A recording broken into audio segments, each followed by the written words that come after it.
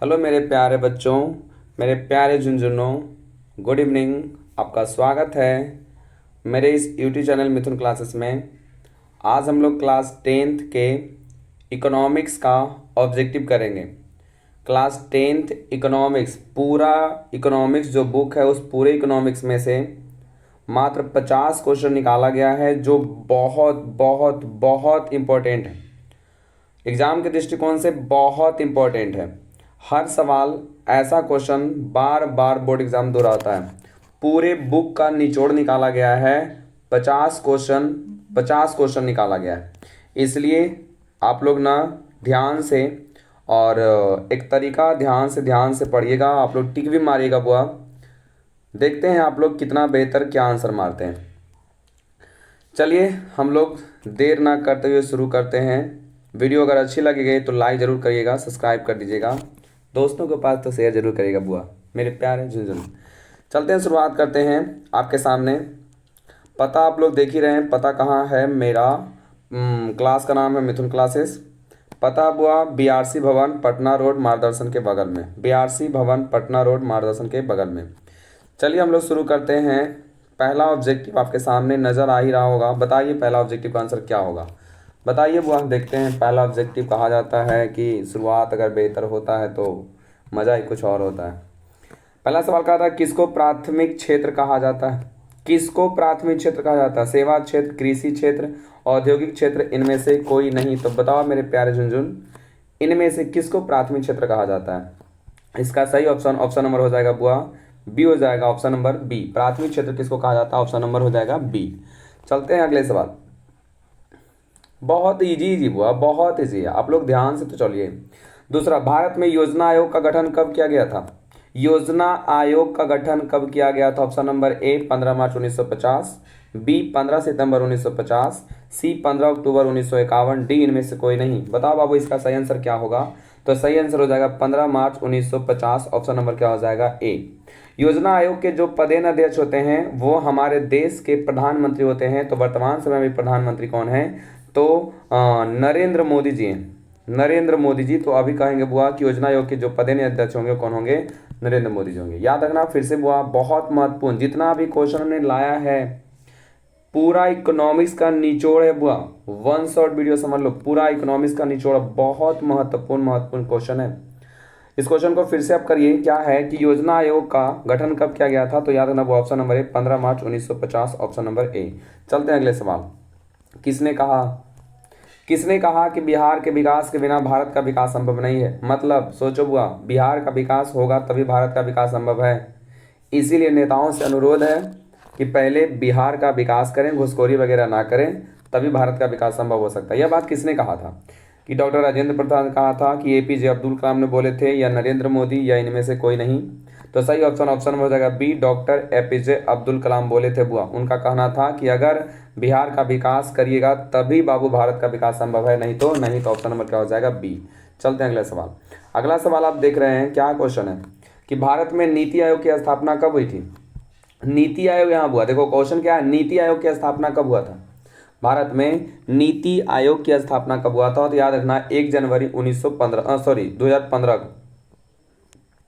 Option number D, 1 जनवरी 2015 को नीति आयोग की स्थापना किया गया था।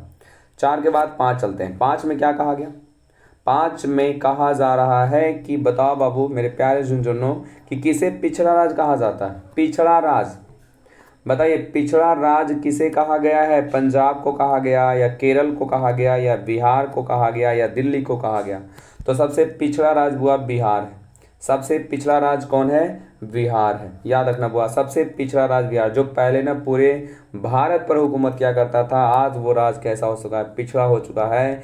इसका देन है बुआ नेता। कौन? नेता।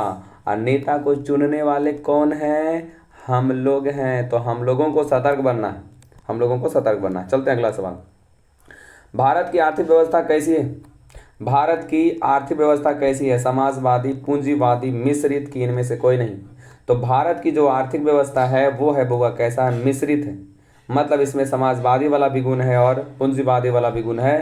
तो याद रखना भारत की अर्थव्यवस्था मिश्रित है।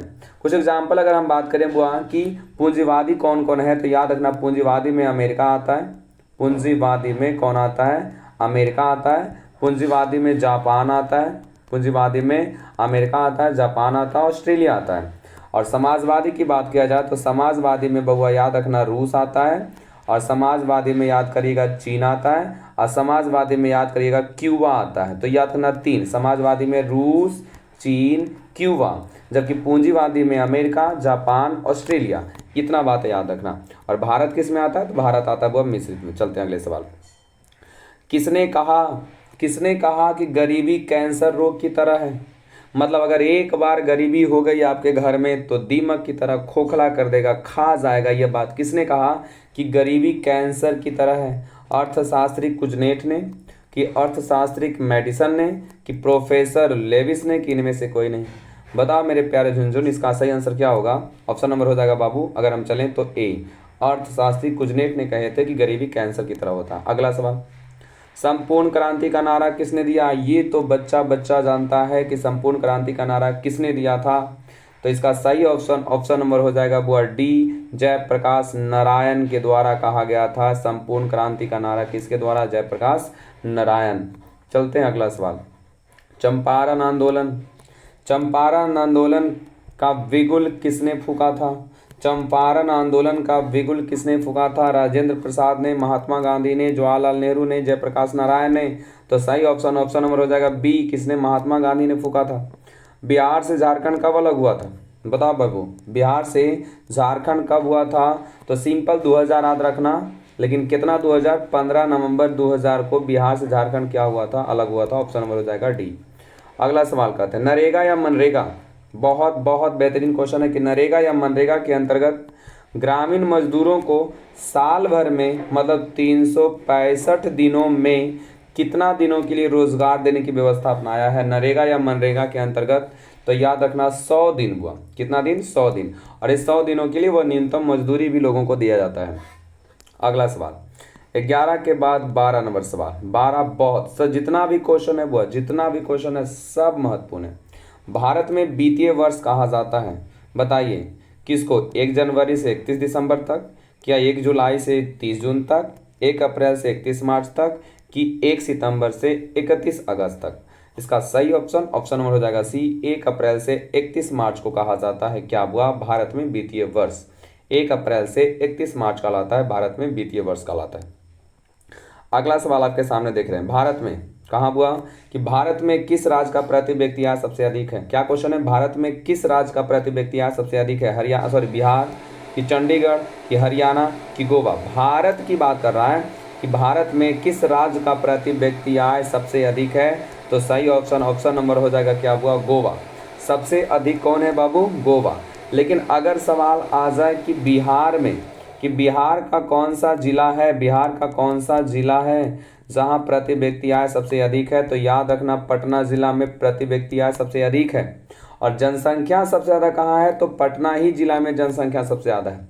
जनसंख्या, प्रति व्यक्ति आय में पटना, जनसंख्या में कौन हुआ? पटना। लेकिन अगर हम बात करें कि जनसंख्या में सबसे कम कौन स्थान रखता है? तो शिवहर रखता है। जनसंख्या में सबसे कम स्थान किसका है हुआ? तो शिवहर का है। चलिए आगे सवाल की ओर। अगला सवाल, बिहार क्या लिखता है? बिहार के किस जिले का प्रति व्यक्ति आय देखो सबसे अधिक है? तो याद ना पटना जिले का प्रति व्यक्ति आय सबसे अधिक है। अगला सवाल, 2008 और 9 के अनुसार, 2008 और 9 के अनुसार भारत की औसत प्रति व्यक्ति आय कितना था? 2008 और 9 के अनुसार भारत की प्रति व्यक्ति आय था 25,494 रुपये। ऑप्शन नंबर क्या? बी, 25,494 रुपये। Option number B. अगला हुआ एटीएम। एटीएम तो सबको वाकिफ होंगे, एटीएम से बारे में आज हर कोई व्यक्ति पैसा निकाल रहा है एटीएम से। ओ माय गॉड वालन तो ज़्यादा निकलता है जी। ओ माय गॉड वालन पैसा ज़्यादा निकलता है, और जो माय गॉड वाले नहीं होते हैं उनके पास कहाँ। ओ माय गॉड वाले कृपया ध्यान दे, एटीएम का पूरा नाम जरूर याद रखिएगा। ये न कि पैसा निकाल रहे हैं पूरा और एटीएम का मतलब याद ही नहीं। तो एटीएम का पूरा नाम क्या होता है? स्वचालित टेलर मशीन, या स्वचालित टॉकिंग मशीन, या स्वचालित टेकिंग मशीन, या इनमें से कोई नहीं? तो सही ऑप्शन नंबर हो जाएगा वो है स्वचालित टेलर मशीन। स्वचालित टेलर मशीन कौन हुआ? स्वचालित टेलर मशीन हो जाएगा। चलिए अगला सवाल, रूस की मुद्रा बताइए क्या है? रूस की मुद्रा क्या है? रूस की मुद्रा रूबल है, कि डॉलर है, कि रियान है, कि पाउंड है? तो बताइए रूस की मुद्रा रूबल, ऑप्शन नंबर क्या हो जाएगा ए, रूस की मुद्रा क्या है रूबल। अगला, विनिमय का सर्वोत्तम माध्यम को पहचान करिए बुआ, विनिमय का सर्वोत्तम माध्यम कौन है, मतलब विनिमय का सबसे अच्छा माध्यम कौन है, वस्तु है कि मुद्रा है कि चेक है कि हुंडी है, तो सबसे अच्छा बुआ मुद्रा, सबसे अच्छा कौन है मुद्रा, ऑप्शन नंबर हो जाएगा बुआ बी। अगला सवाल, मुद्रा के काज को पहचानिए, मुद्रा का काम क्या है, विनिमय का माध्यम या मूल्य का मापन या मूल्य का संचय या इनमें से सभी। तो मुद्रा का जो प्रमुख कार्य है वो क्या है, इनमें से सभी, मतलब विनिमय का माध्यम भी है, मूल्य का मापन भी है, मूल्य का संचय है, अर्थात इनमें से हो जाएगा सभी, ऑप्शन नंबर हो जाएगा डी।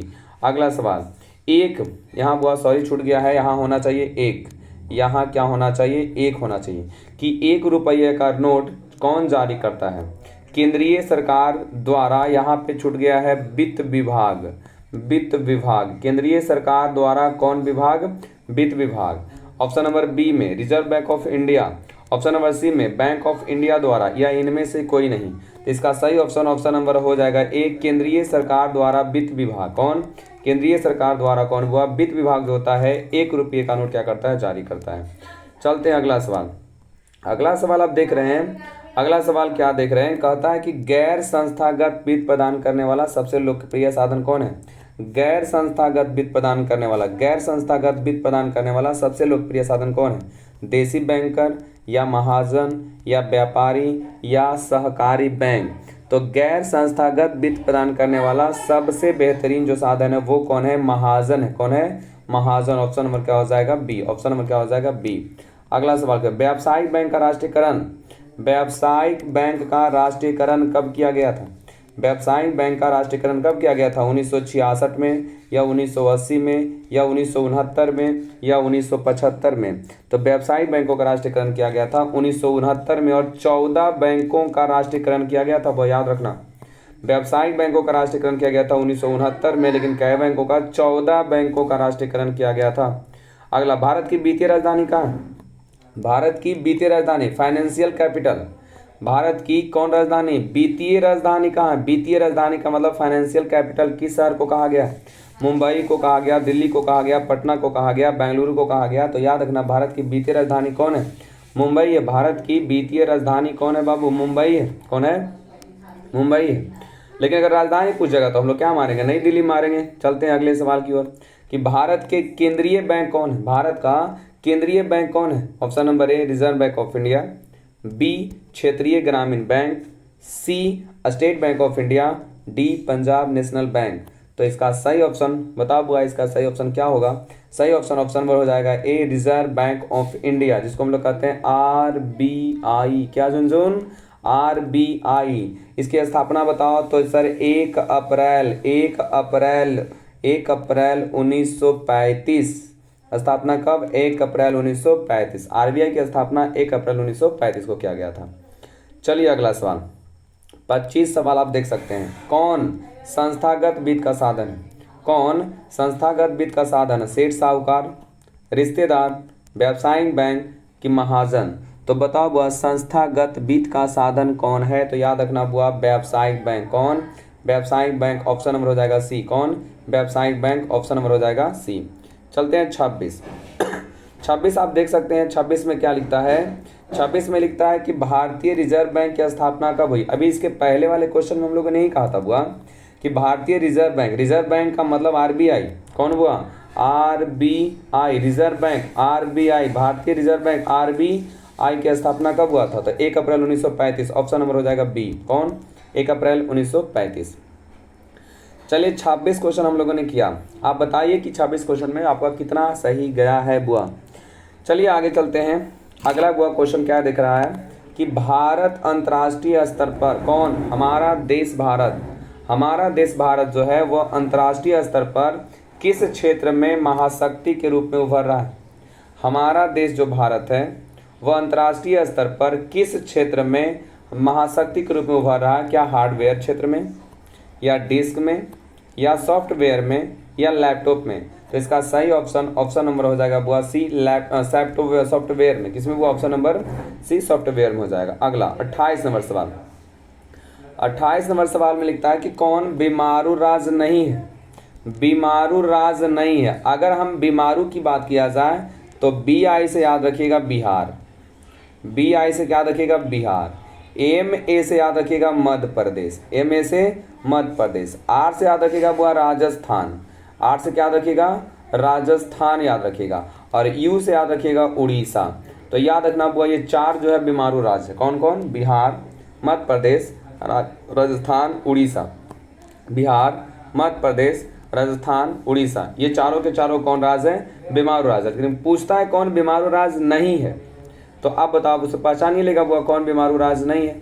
तो बताओ, बिहार बीमारू राज्य है, उड़ीसा बीमारू राज्य है, मध्य प्रदेश बीमारू राज्य है, इसका मतलब बीमारू राज्य कौन नहीं है, कर्नाटक। कर्नाटक बीमारू राज्य नहीं है, इस लाइन को याद रखना बुआ। अगले सवाल की ओर चलते हैं। किस क्षेत्र को, क्वेश्चन क्या है कि किस क्षेत्र को द्वितीयक क्षेत्र कहा जाता है, किस क्षेत्र को द्वितीयक क्षेत्र कहा जाता है, सेवा या कृषि या उद्योग या इनमें से कोई नहीं। तो द्वितीयक क्षेत्र कहा गया हुआ, याद रखना उद्योग क्षेत्र को। किसको कहा गया है, उद्योग क्षेत्र को। इसका अगर थोड़ा सा अगर हम डिटेल करें तो याद रखना बुआ कि प्राथमिक जो क्षेत्र होता है उसको रखा गया है, कृषि को रखा गया है प्राथमिक में।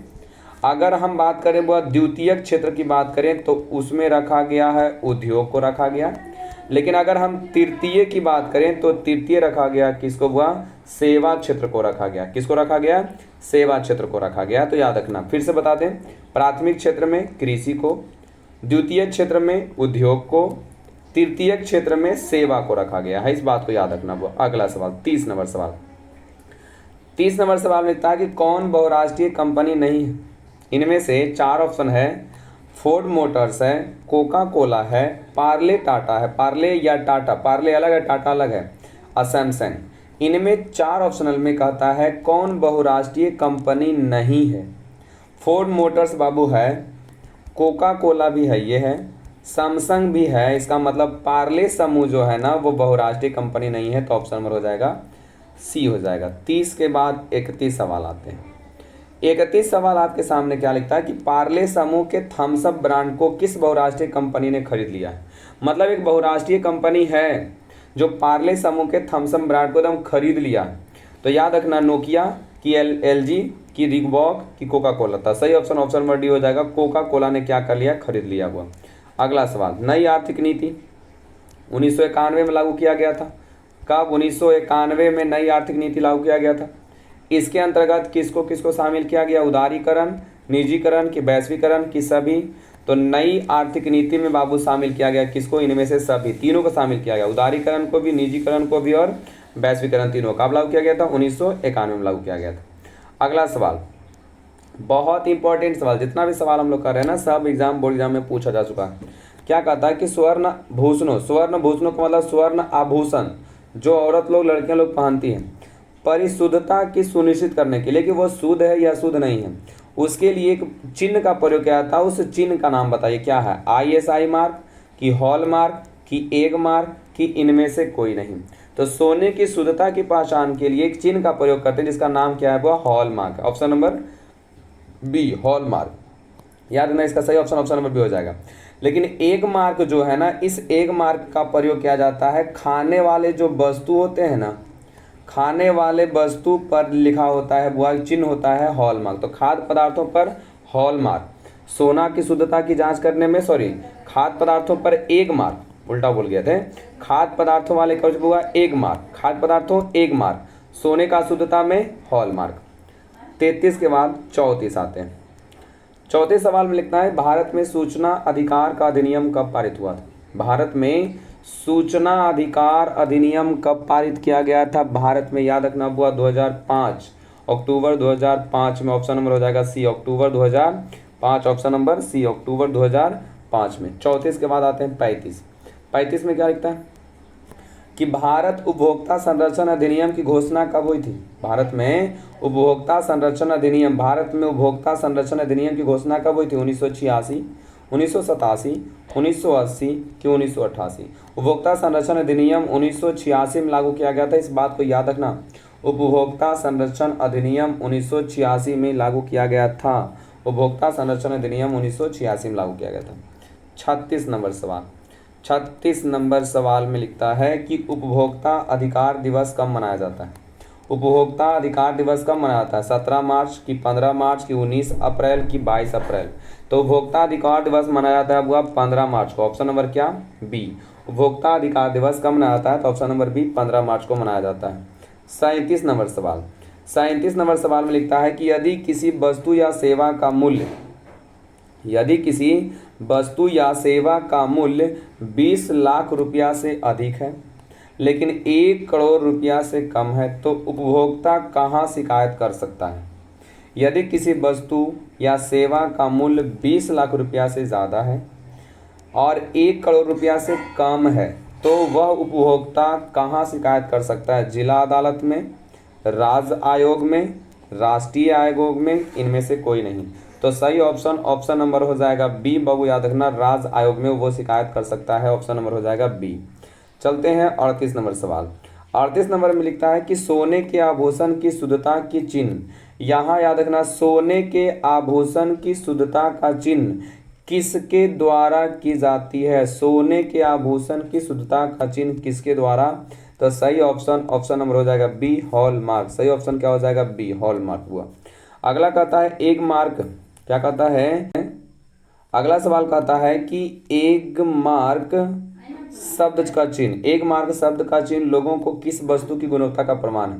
सिंपल भाषा में कहा जाए कि एक मार्क शब्द का प्रयोग किसके लिए किया गया है? एक मार्क शब्द जो चिन्ह है उसका प्रयोग किसके लिए किया गया है? बोतल बंद पेय पदार्थों के लिए, कि बिजली उपकरण के लिए, कि सोने के आभूषण के लिए, कि खाद्य पदार्थों के लिए? किसके लिए किया गया है? तो सही ऑप्शन नंबर हो जाएगा डी, खाद्य पदार्थों के लिए किया गया है। अगला सवाल 40 नंबर सवाल। 40 नंबर सवाल में लिखता है कि उपभोक्ता द्वारा शिकायत करने के लिए आवेदन शुल्क कितना रुपया है?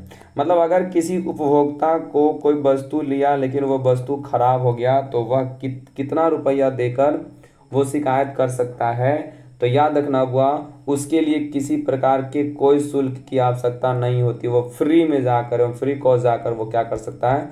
शिकायत कर सकता है। तो कोई पैसे की ज़रूरत नहीं है।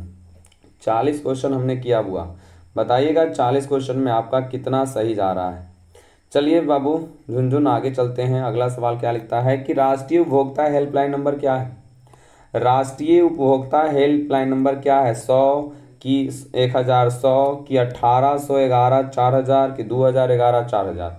तो राष्ट्रीय उपभोक्ता हेल्पलाइन नंबर जो है ना वो है बउआ 1811 4000। कितना?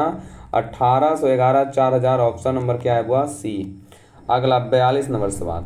42 नंबर सवाल में लिखता है कि हमारे देश में उपभोक्ता अधिकार दिवस कब मनाया जाता है? हमारे देश में उपभोक्ता अधिकार दिवस कब मनाया जाता है? बताइए बुआ, ऑप्शन नंबर क्या है? ए में कहता है 26 जनवरी को, बी में कहता है 15 अगस्त को, सी बुआ 15 दिसंबर, डी में 24 दिसंबर। तो उपभोक्ता जो अधिकार दिवस मनाया जाता है वो मनाया जाता है 24 दिसंबर को। कब मनाया जाता है? 24 दिसंबर को मनाया जाता है। चलते हैं अगला 43 नंबर सवाल। 43 नंबर सवाल में लिखता है कि विनिमय की प्रारंभिक अवस्था। विनिमय का मतलब होता है वस्तु का लेन देन करना। तो शुरुआत में जो था वो मनुष्य जो था वो किस पर आधारित था? वस्तु विनिमय पर, कि मौद्रिक विनिमय पर, कि दोनों, की इनमें से कोई नहीं।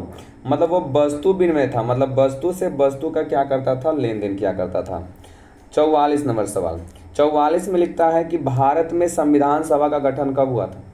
संविधान सभा का गठन कब हुआ था? भारत में संविधान सभा का गठन कब हुआ था? 1942 में, कि 1944 में, कि 1946 में, कि 1948 में? तो 1946 में संविधान सभा का गठन कब हुआ था? तो 1946 में हुआ था। अगला सवाल कहता है कहता है कि निम्न में कौन योजना आयोग के पदेनाध्यक्ष होते हैं?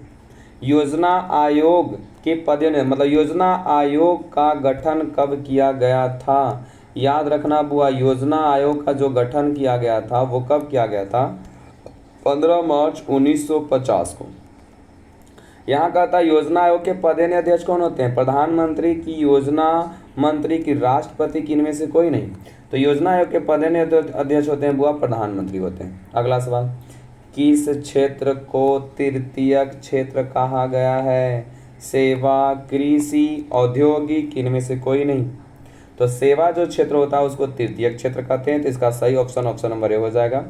कृषि क्षेत्र को प्राथमिक क्षेत्र कहा जाता है और औद्योगिक क्षेत्र को ना द्वितीयक क्षेत्र कहा जाता है। इनमें सभी का वो बता दिया हमने। अगला सवाल 47 सवाल में आपके सामने लिखता है कि बिहार के जमशेदपुर में, कहाँ, बिहार के जमशेदपुर, ये कब, जब बिहार झारखंड विभाजन नहीं हुआ था तब बिहार में जमशेदपुर पड़ा करता था, लेकिन जब बिहार झारखंड विभाजन हो गया तो ये जमशेदपुर बाबू चला गया है कहाँ, अब झारखंड में।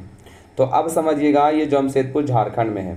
तो झारखंड में जो जमशेदपुर है वहाँ लोहा इस्पात के कारखाने की स्थापना कब हुई थी, 1901 में, 1905 में, 1907 में, 1912 में। तो सही ऑप्शन नंबर हो जाएगा सी, 1907 में, 1907 में याद रखना वो। अगला 48 नंबर में लिखता है कि दादा भाई नौरोजी ने सबसे पहले राष्ट्रीय आय का अनुमान कितना कब लगाया था। दादा भाई नौरोजी ने जो भारत का राष्ट्रीय आय था उसका अनुमान कब लगाया था सबसे पहले, 1868, 1968, 1978, 1998।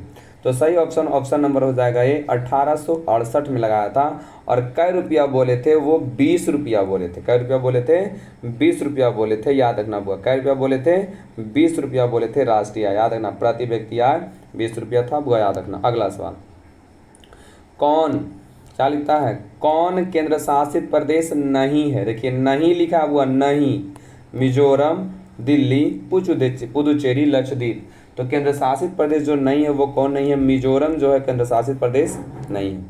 50 नंबर सवाल, कहा गया है अंत भला तो सब भला, अंत भला तो सब भला। तो बताइएगा इसका सही आंसर आपके सामने क्या हो सकता है। पहला क्वेश्चन है कौन सा सेवा गैर सरकारी सेवा, कहा गया अंत भला तो सब भला, तो कौन सा सेवा गैर सरकारी है, सैन्य सेवा, वित्त सेवा, मॉल सेवा, रेल सेवा। तो सही ऑप्शन नंबर हो जाएगा क्या हुआ, सी हो जाएगा। मॉल सेवा जो है वो क्या है बुआ, वो गैर सरकारी सेवा है। हमने 50 क्वेश्चन किया बुआ, क्या क्वेश्चन किया, 50 क्वेश्चन हमने किया। इस 50 क्वेश्चन में 50/50 कितने व्यक्ति हैं जिनका आया वो कमेंट करिएगा। कमेंट करके ज़रूर बताना वीडियो कैसा लगता है। अगर बेहतर हो तो लाइक ज़रूर करना बुआ। मिलते हैं हम लोग अगले वीडियो में, और ज्योग्राफी का भी 1 शॉट वीडियो हम लोग करेंगे और पूरा बुक का निचोड़ करेंगे। 1 शॉट वीडियो ज्योग्राफी का जल्दी आने वाला है। मिलते हैं अगले वीडियो में, तब तक के लिए जय हिंद, जय भारत, जय बिहार।